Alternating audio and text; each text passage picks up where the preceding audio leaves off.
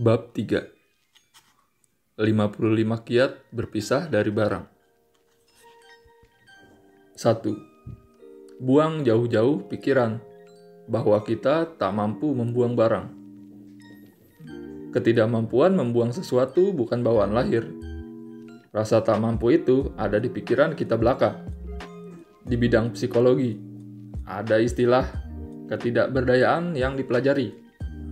Kita sebetulnya bisa menyingkirkan berbagai benda, tapi kita terlanjur menyerah karena sudah gagal berulang kali. Nyatanya, kita semua sebenarnya mampu berpisah dengan harta benda kita. Sekarang kita harus tahu alasan mengapa sejauh ini kemampuan itu belum terwujud. Dan penyebabnya bukanlah sifat. Tidak ada yang salah dalam diri kita. Yang benar, kita belum punya pengalaman membuang. Kita tidak bisa membuang barang. Malah sebaliknya, kita terbiasa menyimpan barang. Dulu saya tinggal di apartemen yang jorok, tapi sekarang menempati hunian yang minimalis. Kepribadian saya tidak berubah. Saya sekedar belajar teknik dan menumbuhkan kebiasaan mengurangi segala hal yang berlebihan. 2. Membuang barang membutuhkan keterampilan. Bayangkanlah kemampuan berbahasa. Jika tidak pernah belajar bahasa Prancis, misalnya, tidak mungkin kita menguasai bahasa itu secara tiba-tiba. Hidup minimalis pun begitu. Kita tidak akan menguasai dan syari, membereskan atau menyingkirkan barang dalam semalam. Sudah banyak barang yang saya buang, tapi saya butuh lebih dari 5 tahun untuk melakukannya. Loh, lebih cepat pun bisa aja. Tindakan membuang barang itu sendiri sama sekali tidak memakan banyak waktu. Hari pertama, kita membuang sampah. Hari kedua, kita menjual koleksi buku dan CD musik. Hari ketiga, kita menjual perangkat rumah tangga elektronik. Hari keempat, menjual atau menyumbangkan perabot besar. Butuh hanya sekitar 1 pekan untuk mengurangi jumlah kepemilikan kita. Tak peduli sebanyak apa barang yang kita miliki. Jadi, kendalanya tidak terletak pada membuang, melainkan saat mengambil keputusan. Namun, sama dengan keterampilan bahasa yang akan meningkat jika diasah. Proses membuang barang pun akan lebih lancar jika sering dilakukan. Semakin sering dilakukan, semakin singkat pula waktu yang kita butuhkan untuk mengambil keputusan. Dan semakin mudah bagi kita untuk berpisah dari barang. Jadi, membuang barang adalah tentang keterampilan. 3. Dengan membuang, sebetulnya ada yang bertambah. Sepintas, membuang barang memang mengesankan kondisi kehilangan. Nah, menurut saya, inilah saat yang pas untuk mengubah cara pandang kita. Mungkin tak terpikir sebelumnya, tapi menyingkirkan barang-barang berlebih sebetulnya memberi kita banyak hal.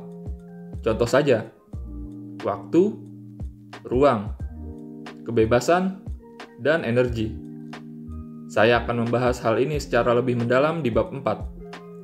Tapi bisa saya katakan sekarang, bahwa manfaat yang kita dapatkan bisa dibilang tidak ada habisnya.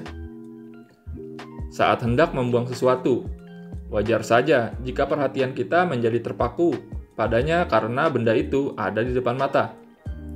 Apalagi, manfaat yang akan kita dapatkan memang tak kasat mata sehingga sulit terlihat.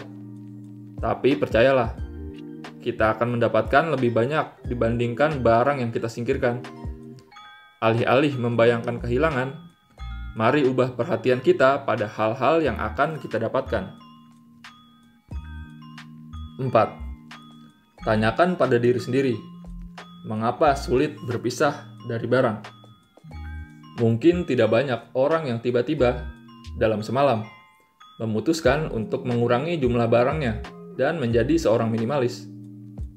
Seperti saya katakan sebelumnya, membuang barang adalah suatu bentuk keterampilan. Saat dilakukan pertama kali, menaruh barang ke kantong sampah atau menjualnya memang tidak mudah. Saya sendiri masih memiliki banyak benda yang belum juga disingkirkan. Tapi kita tidak perlu malu karenanya. Dan tidak perlu memaksakan diri menyingkirkan semuanya sekaligus dalam satu waktu. Menurut saya, kita justru perlu memikirkan alasan mengapa ada barang yang sulit sekali kita buang. Coba ambil waktu sejenak dan berkonsentrasi pada tiap barang yang hendak disingkirkan. Tanyakan pada diri sendiri, di mana letak kesulitannya? Harganya yang mahal? Rasa bersalah? Malu karena kita sebetulnya tidak pernah bisa memanfaatkan barang itu. Tidak enak pada pemberi barang? Merasa sedang menyingkirkan kenangan manis? Harga diri? Atau jangan-jangan karena memang lebih mudah membiarkan barang itu tetap di tempatnya? Tidak apa-apa jika kita tidak bisa membuang banyak benda sekaligus. Yang penting, renungkanlah alasannya. Kenapa kita enggan? Jawabannya bisa jadi jauh dari dugaan kita. 5. Minimalisasi memang tidak mudah, tetapi tidak mustahil. Menurut pengamatan filsuf Belanda, Baruch de Spinoza, saat seorang mengucapkan kata mustahil, artinya orang itu sudah memutuskan bahwa ia tidak mau melakukan sesuatu. Sama halnya dengan membuang barang. Meski kita sungguh-sungguh ingin berpisah dari benda-benda yang jumlahnya berlebih, rasa nyaman sebagai pemilik benda bisa saja lebih kuat. Jika ini yang terjadi, jangan memaklumi perasaan itu hanya karena, misalnya, ada barang yang penuh kenangan, atau diberikan oleh sahabat baik, sehingga tidak mungkin dibuang. Tak bisa dimungkiri, alasan-alasan indah ini pasti ada. Namun biasanya alasan utama kita enggan membuang barang adalah karena membuang itu merepotkan. Manusia cenderung memilih jalan yang termudah. Tak jarang, membuang barang membutuhkan upaya sehingga tentu lebih mudah bila suatu benda tidak perlu diapa-apakan. Tapi kalau kita terus menunda-nunda, pada akhirnya kita akan dikelilingi terlalu banyak barang. Jika kita betul-betul ingin hidup minimalis, jadikanlah keinginan itu sebagai prioritas paling utama. 6. Kapasitas benak, energi, dan waktu kita terbatas. Dulu saya punya rekening di beberapa bank.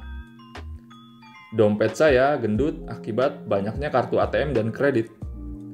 Secara fisik, kartu-kartu ini tidak terlalu menghabiskan tempat karena ukurannya yang tipis. Tapi jelas menghabiskan kapasitas ingatan. Berapa ya saldo di tiap rekening? Dan kapan sebaiknya saya menarik uang? Bagaimana kalau kartu saya hilang? Lalu ada yang mengambil dan menggunakannya.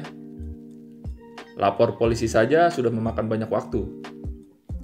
Dengan otak berusia 50.000 tahun, kita sebetulnya tidak bisa menghambur-hamburkan energi untuk kartu-kartu kecil itu, ataupun benda-benda tambahan. Akan lebih bijaksana bila kita membersihkan sistem dan menghapus data yang tidak perlu, agar kita bisa berfungsi secara lebih efisien dan bahagia. 7. Buang satu barang sekarang juga. Mungkin kita berpikir akan mulai membereskan barang segera setelah menyelesaikan suatu pekerjaan yang sedang ditangani. Atau kita berjanji pada diri sendiri akan melakukannya nanti setelah tenang. Tapi kita semua tahu bahwa sepanjang kita masih diatur oleh benda-benda itu, hari yang kita bayangkan itu tidak akan pernah terjadi. Kita mengira tidak bisa menjadi minimalis sampai hidup kita sudah lebih tenang. Tapi sebetulnya kebalikannya lah yang benar. Kita tidak akan tenang sampai kita menjalani hidup minimalis. Waktu yang selalu kita idam-idamkan sesungguhnya ada dalam genggaman. Tapi harus kita ciptakan sendiri dengan cara berpisah dengan benda-benda berlebih. Oleh karena itu, sekarang adalah waktu yang tepat. Jadikan ini prioritas utama. Membuang barang barangkali butuh keterampilan. Tapi kita bisa bertindak tanpa menunggu keterampilan itu menjadi sempurna. Bahkan, jangan tunggu hingga selesai membaca buku ini. Cara terbaik untuk mengasah keterampilan adalah dengan mempraktikannya. Berpisah dengan barang. Mengapa tidak menutup buku ini sekarang dan mulai membuang sesuatu? Jika menunggu hingga ada waktu itu tidak akan pernah ada. Inilah langkah pertama. Saat ini juga, menuju hidup minimalis. 8. Tidak ada satu barang pun yang akan membuat kita menyesal setelah kita membuangnya. Jika dihitung sejak saya di apartemen berantakan dulu, rasanya saya sudah mengurangi barang saya hingga tersisa hanya 5% dibandingkan dengan jumlah yang dulu saya miliki. Itu berarti saya sudah menyingkirkan 950 dari 1000 barang. Dan tahukah Anda? Tak ada satu barang pun yang saya rindukan. Kalaupun pernah merasa seperti itu, sekarang saya sudah tidak ingat barang mana yang saya sesali. Artinya, begitu tidak pentingnya semua barang itu bagi saya, sehingga tak ada satupun yang masih menyita pikiran. Jika saya perhatikan, sepertinya rasa takut menyesal ini juga yang mencegah kita membuang sesuatu. Perasaan ini bisa dimengerti. Kita semua mengalaminya. Nah, jika kita sedang bimbang apakah masih memerlukan jaket berusia 10 tahun yang selama ini berdiam di belakang lemari, atau cangkang kerang yang kita kumpulkan di pantai saat kecil dulu, silahkan ingatkan diri sendiri bahwa Anda tidak akan menyesali barang yang dibuang. Tidak satupun. 9. Mulailah dengan membuang barang yang jelas-jelas merupakan sampah. Cara terbaik membuang barang adalah dengan membiasakan diri melakukannya. Katakanlah kita ingin membangun kebiasaan lari pagi. Untuk itu, cara paling efektif adalah pada hari pertama kita menargetkan diri untuk sekedar berjalan menuju pintu. Hari kedua, target kita adalah berjalan menuju pintu dan mengenakan sepatu lari. Hal-hal ini menjadi keberhasilan kecil dalam rangka mewujudkan tujuan yang lebih besar. Ichiro Suzuki, salah seorang pemain bisbol terhebat di Jepang dan Amerika, berkata bahwa kumpulan keberhasilan kecil itu adalah satu-satunya cara untuk mencapai sesuatu yang luar biasa. Dalam konteks hidup minimalis, kita bisa memulai dengan membuang sendal jepit yang sudah rusak. Esoknya, buanglah sepatu bot tua yang solnya sudah berlubang. Lusa, kita mulai lebih percaya diri dan membuang jas hujan yang sudah berjamur. Kita membangun keberhasilan sedikit demi sedikit. Tapi, sebelum itu semua, langkah mendasar yang baik untuk kita lakukan adalah mulai membuang barang yang bisa kita sepakati merupakan sampah. Buang kaleng atau wadah makanan kosong yang tidak digunakan. Periksa lemari es. Singkirkan semua makanan yang sudah kadaluarsa. Singkirkan pakaian yang sudah berlubang. Buang peralatan rumah tangga yang rusak. Mulailah dengan membersihkan rumah dari barang-barang yang jelas sudah berubah menjadi sampah. 10. Kurangi barang-barang kembar. Membuang barang Anda yang persis sama dalam jumlah besar tidaklah sulit. Coba lihat sekitar Anda. Apakah ada 2-3 buah gunting? Segenggam bolpen yang tidak terpakai? 2 kuas kaligrafi? Seringkali kita lupa berapa banyak jumlah benda persis sama yang dimiliki karena tidak punya tempat khusus untuk menyimpannya. Nah, inilah yang biasanya menjadi awal mula kekusutan di rumah. Juga semakin banyak yang Anda miliki, semakin sulit untuk mengetahui apa saja yang sudah ada. Kalau Anda punya 3 buah gunting, mulailah dengan membuang 1. Mudah saja memilihnya. Singkirkan gunting yang tidak terlalu Anda suka atau yang tidak digunakan. Dengan 2 gunting pun Anda masih bisa memotong sesuatu. Dengan hanya sedikit bolpen, Anda masih bisa menulis. Cobalah mengurangi benda-benda yang persis sama menjadi hanya 1 benda. 11. Buang barang yang sudah setahun menganggur. Ada satu metode penting dalam proses membuang barang. Singkirkan benda yang sudah setahun tidak dipakai. Buang pula barang yang tidak jelas penggunaannya kelak. Bedakan dengan barang seperti selimut atau jaket bulu angsa yang akan bermanfaat saat musim dingin, yang tentunya tidak perlu dibuang, atau baju renang yang akan dipakai di musim panas. Tapi kalau ada barang yang sudah 1 tahun tidak dipakai, kemungkinan besar barang itu sebetulnya tidak diperlukan. Pengecualian berlaku untuk peralatan P3K dan perlengkapan sejenis lain untuk berjaga-jaga kalau Anda terluka atau terjadi bencana. Ada hal yang bisa kita jadikan pertanda bahwa suatu barang mungkin sudah waktunya dibuang. Tidak enak dilihat, tapi efektif. Debu. Lapisan debu yang tebal menandai jarangnya suatu benda digunakan. Dan benda yang tidak kita pakai dalam waktu 1 tahun belakangan tidak akan tiba-tiba menjadi penting tahun depan atau tahun berikutnya. Kalaupun ada barang yang kebetulan hanya diperlukan tiap 3 tahun sekali, mengapa tidak menyewa saja saat memerlukannya? Mari bebaskan waktu dan energi kita dari merawat barang-barang yang tak pernah dipakai. 12. Buang barang yang dibeli hanya demi citra diri. Seperti yang saya uraikan pada bab 2, kita seringkali menggunakan barang hanya untuk memperlihatkan nilai diri. Tanyakan pada diri sendiri, apakah barang yang Anda miliki dibeli karena memang suka? Atau jangan-jangan untuk mencerminkan aspek diri yang ingin ditonjolkan? Semua orang ingin tampil baik di mata orang lain. Senang rasanya jika dapat terlihat sebagai sosok yang menikmati gaya hidup nyaman dan dikelilingi perlengkapan dapur yang wah, perabot indah, mobil keren, serta jam tangan mahal. Atau mungkin citra diri Anda adalah sosok kreatif yang memiliki berbagai benda seni serta alat-alat musik. Semua orang berusaha lebih untuk dapat menampilkan sosok-sosok ini. Namun, barang yang sungguh-sungguh kita sukai adalah barang yang sering kita gunakan dan perawatannya tidak merepotkan. Jebakan kesan gaya hidup sukses sangat menggoda. Tapi cobalah pertimbangkan melepas beberapa barang yang disimpan hanya untuk pamer.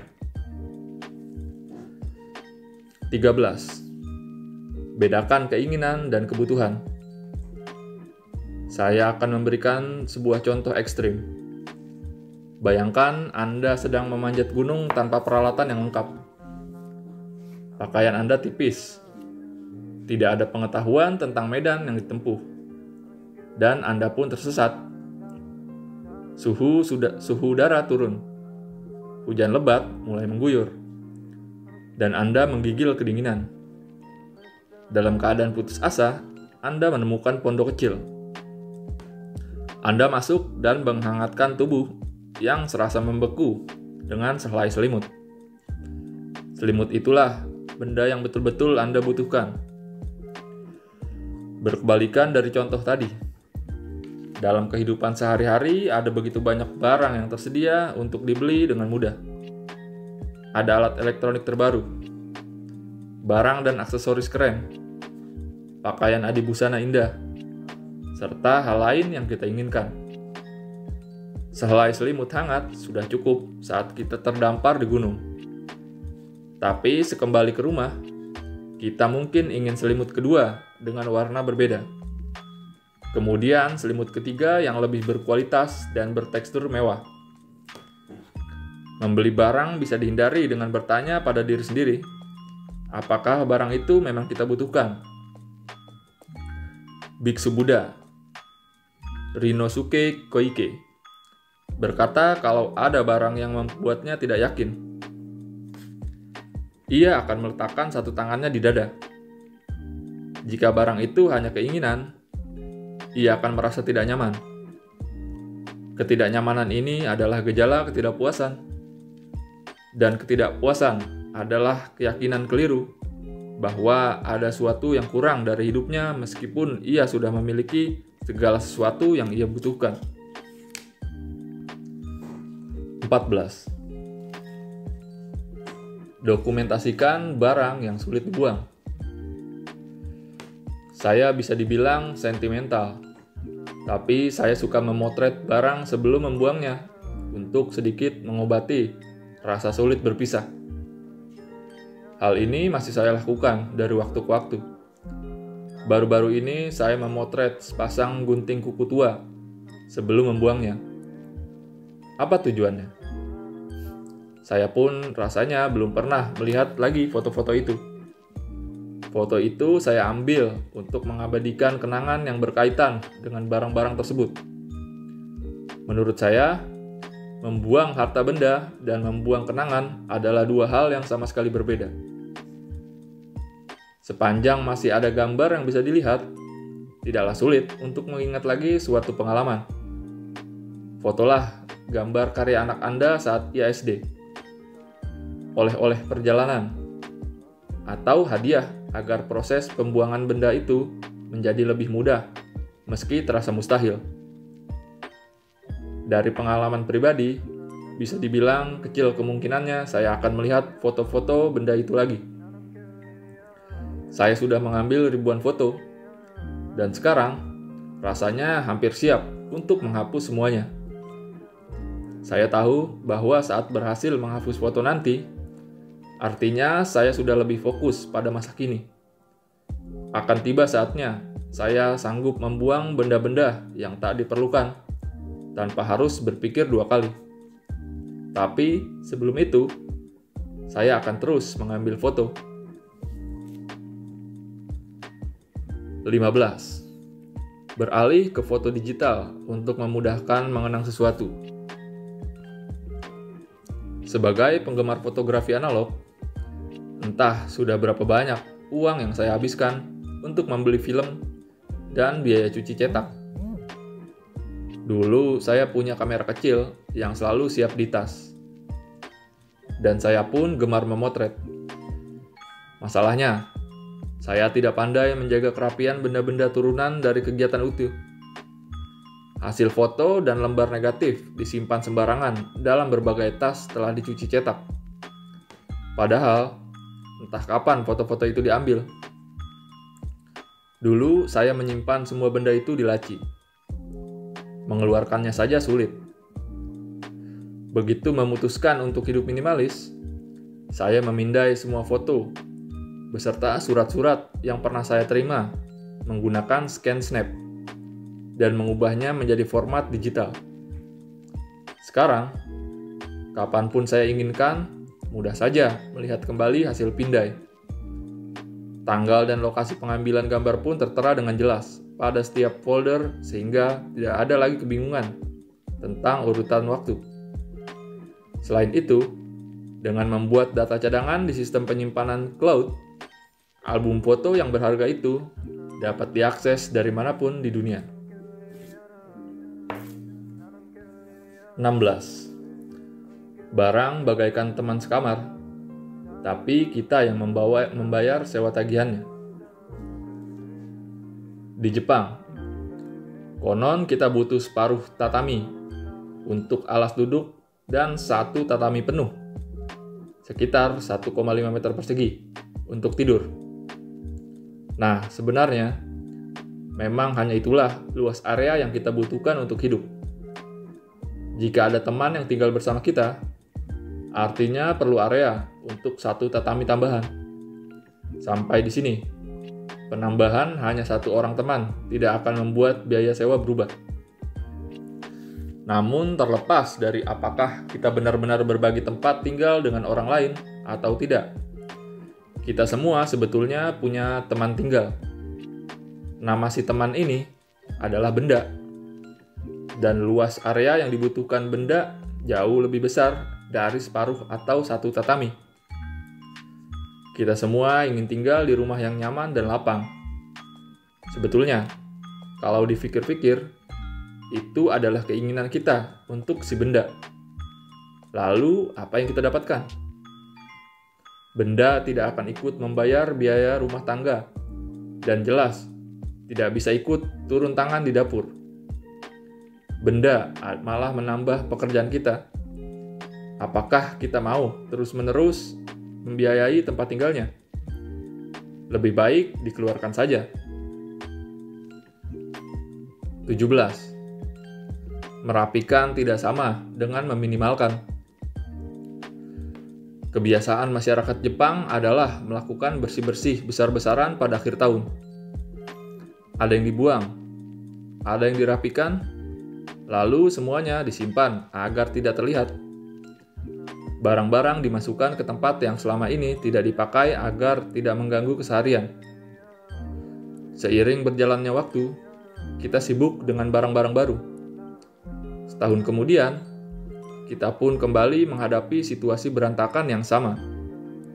Kecuali kita adalah orang-orang yang betul-betul disiplin. Siklus ini akan terjadi berulang kali. Sebab merapikan tidak sama dengan meminimalkan. Alih-alih mengandalkan teknik mengatur barang, yang pertama-tama perlu kita fokuskan adalah mengurangi jumlah barang yang kita miliki. Setelah selesai, tempat tinggal kita pun menjadi lebih rapi dengan sendirinya dan siklus tadi berhasil dipatahkan. Di apartemen saya sekarang, benda yang saya miliki begitu sedikit, sehingga tidak pernah berantakan. Konsep berantakan itu sendiri sudah tidak ada dalam hidup saya. 18. Berantas dahulu sarangnya. Baca. Tempat penyimpanan. Baru hamanya. Baca, keadaan berantakan. Berikut kiat penting dalam membuang barang. Biasanya, kita membersihkan barang secara bertahap, yaitu mulai dari merapikan benda-benda yang berantakan. Baru kemudian membuang dalam wadah-wadah besar sekaligus. Sekarang, coba bayangkan cara kita menangani hama di rumah. Apakah kita membasmi rayap dengan memberantasnya satu persatu, baru kemudian, setelah proses yang melelahkan itu, membersihkan sarangnya? Pasti tidak. Hama berkembang biak jauh lebih cepat dari kemampuan kita memberantasnya. Hal sama juga berlaku bagi tempat penyimpanan yang kita ibaratkan sebagai sarang. Meskipun dibersihkan sebaik mungkin, pada akhirnya barang-barang pasti mulai bertumpukan lagi di dalamnya. Jadi, cara paling efektif untuk membersihkan barang adalah dengan menangani sarangnya terlebih dahulu. Artinya harus membuang wadah penyimpanannya, ya. Saya bisa merasakan bahwa Anda tidak percaya. Tanpa tempat penyimpanan, barang-barang kita akan tersebar di mana-mana dan akhirnya menumpuk. Untungnya, kita biasanya tidak tahan melihat tumpukan barang sehingga akan merasa tergerak untuk melakukan sesuatu. Nah, jika tak lagi memiliki wadah yang nyaman, barang ibarat hama tanpa sarang dan akhirnya akan pergi. 19. Biarkan ruang tak terpakai tetap kosong. Bicara tentang pengaturan barang di rumah, konsep ruang yang tak terpakai adalah yang penting. Ketika ada ruang yang tak ada isinya, kita serta-merta akan berpikir bahwa ruang itu tidak terpakai. Sangat wajar jika kita kemudian berusaha menggunakan dan mengisi kekosongan itu. Misalkan kita meletakkan mesin cuci di tempat yang sudah ditentukan di rumah. Lalu kita menyadari bahwa di atas mesin cuci ada ruang ekstra. Kita lantas mencoba menggunakan ruang yang ada secara efisien. Hal ini berlaku khususnya bagi penghuni apartemen di Tokyo yang ukurannya tidak seberapa. Jadi yang biasanya kita lakukan adalah memasang rak di atas mesin cuci untuk menyimpan handuk, deterjen, cairan pewangi, dan pelembut, pemutih pakaian, dan lain-lainnya. Tapi tentu saja tidak hanya itu. Kita juga seringkali mendirikan 2 tiang di dinding yang berseberangan, menaruh gantungan, lalu merasa puas karena sudah menciptakan tempat penyimpanan sederhana. Sebenarnya langkah ini adalah satu langkah mundur dari konsep mengurangi barang dari kehidupan yang nyaman. Sebab ruang atau tempat penyimpanan ekstra pada akhirnya membuat kita juga meletakkan barang-barang ekstra. Barang yang digantung pada kedua tiang itu pada akhirnya akan membludak. Area penyimpanan yang penuh barang ibarat kereta komuter yang padat. Itu bukan pemandangan yang menarik atau yang enak dilihat. Dan tidak seperti yang kita kira. Butuh waktu serta upaya lebih untuk menjaga kondisinya. Yang akan memberi pikiran kita rasa damai, justru ruang terbuka yang tetap kosong. Awalnya benak kita mungkin memandang ruang itu sebagai tempat tak terpakai. Padahal area itu luar biasa berguna. Area tanpa barang memberi kita rasa merdeka dan menjaga pikiran kita terbuka pada hal-hal yang lebih penting dalam hidup. 20. Berhenti berpegang pada kata kelak. Saat kita membeli alat elektronik, alat itu biasanya datang dengan berbagai perlengkapan. Coba saja bayangkan, semua komponen penyedot debu yang tak pernah kita pakai. Skrup kecil, misalnya. Apa gunanya? Tapi semua bagian dan kabel tetap kita simpan karena kita pikir kelak akan dibutuhkan. Saya tidak tahu bagaimana kebiasaan orang lain. Tapi saya sendiri tidak pernah menggunakan garansi. Sekarang, barang-barang semacam itu langsung berakhir di tempat sampah. Kita selalu berpikir tentang kelak. Stoples kue dan kantong kertas yang indah disimpan karena mungkin berguna suatu waktu nanti. Buku-buku teks bahasa asing dipertahankan karena barangkali kita akan mulai mempelajarinya. Segala perlengkapan dan perabot hobi pasti akan digunakan begitu kita punya waktu luang. Kelak. Begitulah kita meyakinkan diri sendiri. Tapi kita sekarang harusnya tahu bahwa kelak itu tidak akan tiba. Boleh saya beri saran? Biarkan kelak itu pergi. Benda yang tidak kita butuhkan sekarang kemungkinan besar tidak diperlukan selamanya. 21. Ucapkan selamat tinggal pada diri yang dulu. Setiap kali membuang sesuatu, penting bagi kita untuk mempertimbangkan apakah benda itu dibutuhkan sekarang juga. Berpegang pada hal-hal yang sudah lalu sama sia-sianya dengan mencoba menyiapkan diri untuk kelak yang tak kunjung datang. Buku pelajaran di sekolah, buku yang dulu membuka mata kita pada dunia saat anak-anak. Pakaian yang pernah membuat kita bersinar, kenangan memang indah. Tapi kita tidak akan punya ruang untuk bertumbuh jika rasa melekat pada masa lalu terlalu kuat. Mempertahankan benda-benda lampau sama saja dengan mempertahankan sosok diri kita di masa lalu. Jika ingin, meski sedikit saja, mengubah diri, saran saya adalah Anda harus berani dan merelakan banyak hal dari hidup. Biarkan hal-hal yang betul-betul dibutuhkan yang tetap tinggal. Dan melangkahlah maju mulai saat ini. 22. Buang barang yang sudah dilupakan. Menurut saya, seorang minimalis ideal adalah seorang yang bisa menyebutkan setiap barang yang dimilikinya. Kita pun seharusnya mampu melakukan hal sama kalau saja barang yang kita miliki digunakan secara teratur. Iya kan? Dengan kata lain, kalau ada barang yang bahkan tidak kita ingat, jelas barang itu tidak diperlukan lagi. Saat menyisir rumah guna mencari barang untuk dibuang, ada kalanya kita menemukan sesuatu yang membuat kita berkomentar. Wah, ini masih ada. Pasti ada pakaian yang tersembunyi di sudut lemari atau jauh dalam laci. Atau kita menemukan suatu benda dan berpikir, ya, aku ingat pernah membeli benda ini. Setelah itu, biasanya kita mulai membayangkan, apakah pakaian itu akan cocok dengan koleksi pakaian saat ini. Tapi tunggu. Selama ini kita baik-baik saja tanpanya. Kalau memang kita memerlukannya, sudah pasti pakaian itu tidak akan terkubur entah di mana. Kita juga tidak memerlukan barang-barang dekorasi yang jatuh ke celah di antara televisi dan dinding.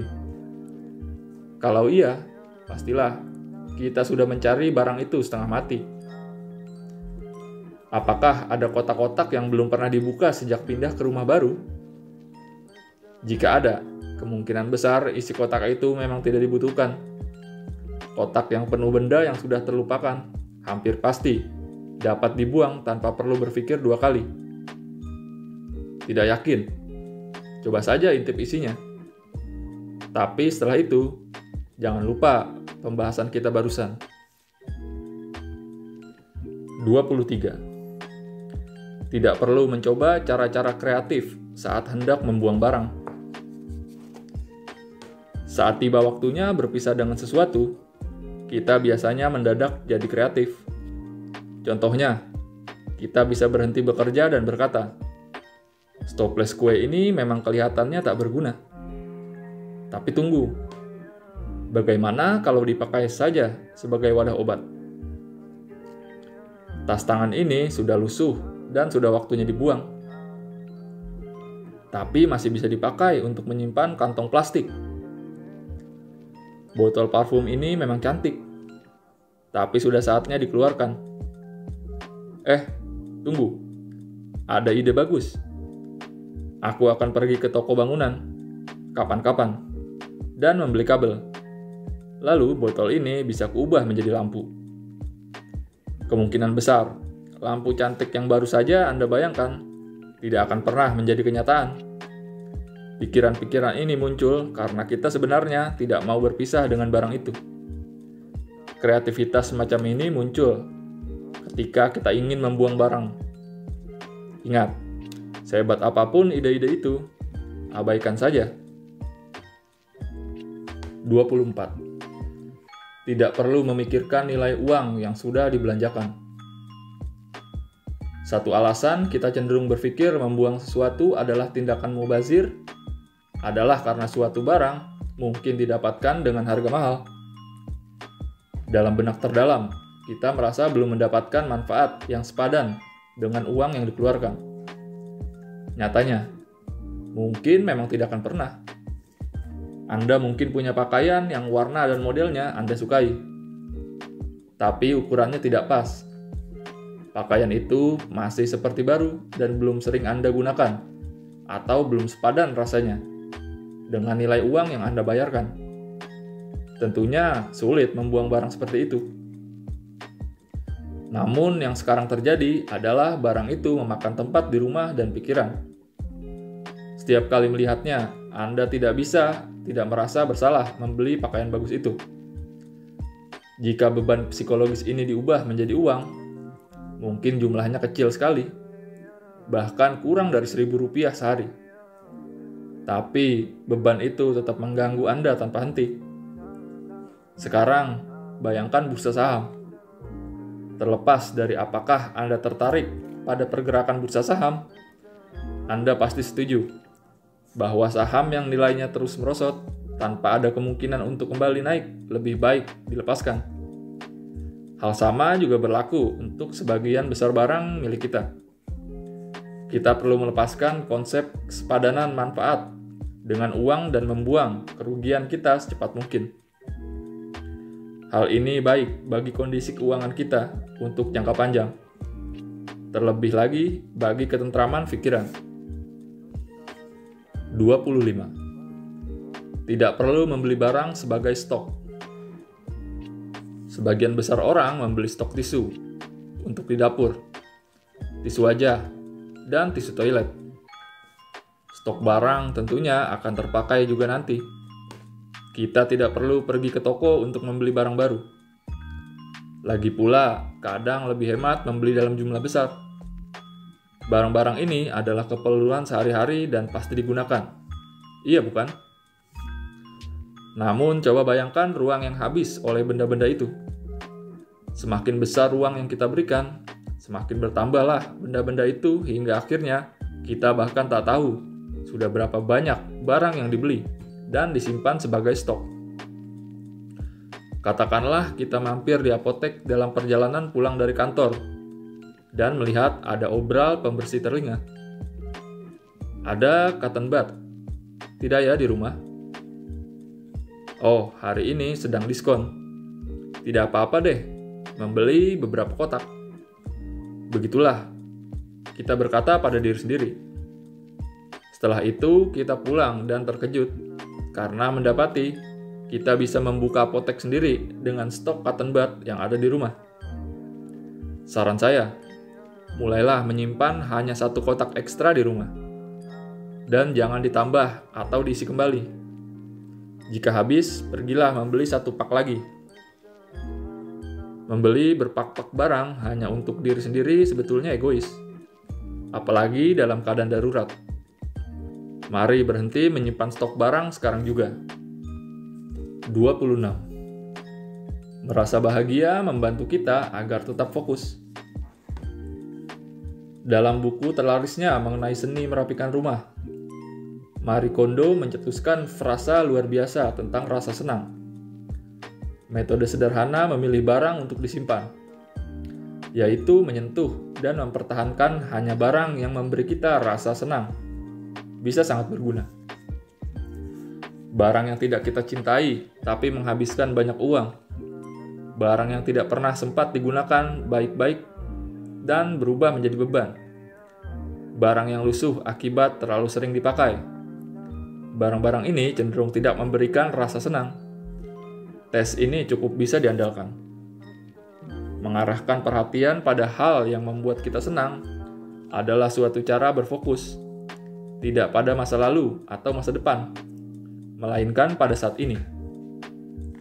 Standar tentang hal yang membuat kita bahagia bisa jadi sangat tinggi, sehingga barang yang sudah cukup lama tidak kita buang tanpa alasan khusus seharusnya kini tengah menuju tempat sampah. Sebelum membuang sesuatu, bertanyalah, apakah benda ini membuatku senang atau tidak? Cara ini efektif agar kita lebih menyadari apa yang kita rasakan. Sambil terus mengurangi barang kepemilikan dan fokus kita menguat, kita mampu melampaui pertanyaan tentang barang yang memberikan rasa senang. Hal ini akan diuraikan lebih lengkap di bagian berikutnya. 27. Layanan lelang. Cara cepat berpisah dengan barang. Saya pernah menggunakan jasa lelang untuk melepas banyak sekali barang, termasuk pakaian yang nyaris tak pernah digunakan, alat elektronik yang tidak layak pakai, dan koleksi kamera yang berharga. Pelajaran penting ini saya dapatkan dari sebuah alat fotografi, alat pemroses film kombinasi, dan sebuah pencetak foto yang dulu saya miliki. Saya membeli alat itu di sebuah lelang seharga sekitar 150.000 yen, kira-kira 19 juta rupiah. Saya sampai meminjam uang dari teman, tapi benda itu sendiri tidak pernah saya gunakan. Saya terus saja berpikir bahwa terlepas dari kerepotan harus melelang barang, saya harusnya bisa mendapatkan sekitar 100.000 yen, kira-kira 13 juta rupiah. Namun pada akhirnya, saya merasa ada dorongan untuk membuangnya secepat mungkin. Kemudian menaruhnya di tempat sampah. Bukannya mendapatkan uang, setelah begitu lama mempertahankan alat cetak itu, yang terjadi adalah saya malah harus membayar lagi untuk menyingkirkannya. Sejak itulah saya menggunakan jasa lelang bernama QuickDo. Ada banyak jasa lelang lain bertebaran di seluruh dunia. Anda cukup mengisi semacam formulir sederhana, lalu QuickDo yang menangani prosesnya. Jasa ini mengenakan biaya tertentu, tapi Anda tidak perlu repot memikirkan kemana harus menjual dan mengirim. Dengan layanan yang sangat praktis ini, barang bisa dengan cepat disingkirkan sementara Anda duduk tenang menikmati proses lelang. 28. Metode lelang sebagai cara untuk sekali lagi melihat barang kita. Saya berhasil membuang cukup banyak barang melalui jasa lelang lokal. Situs lelang pun ada. misalnya Yahoo, auction. Tapi sedikit merepotkan. Setiap barang harus difoto, diberi informasi produk, dan dikirimkan kepada pembeli. Menurut Kouta Ito, yang sempat saya singgung di bagian awal buku, proses yang lebih repot ini justru menjadikan lelang sebagai cara terbaik untuk berpisah dari barang yang kita miliki. Kouta dulu hidup dikelilingi bermacam-macam alat musik dan aksesorisnya, yang lalu ia lepaskan melalui lelang.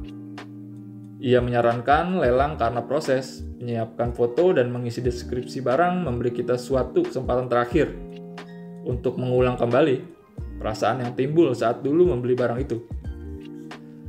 Selain itu, kita juga berkesempatan memikirkan alasan mengapa setiap benda tak lagi dibutuhkan. Lelang menyiapkan kita untuk merefleksikan makna suatu benda bagi kita. Kata Kouta, sepanjang proses inilah ia berjanji tidak akan pernah lagi membeli barang yang tidak ia perlukan. Melepas barang-barangnya melalui lelang dan telah mengizinkannya untuk melangkah lebih maju.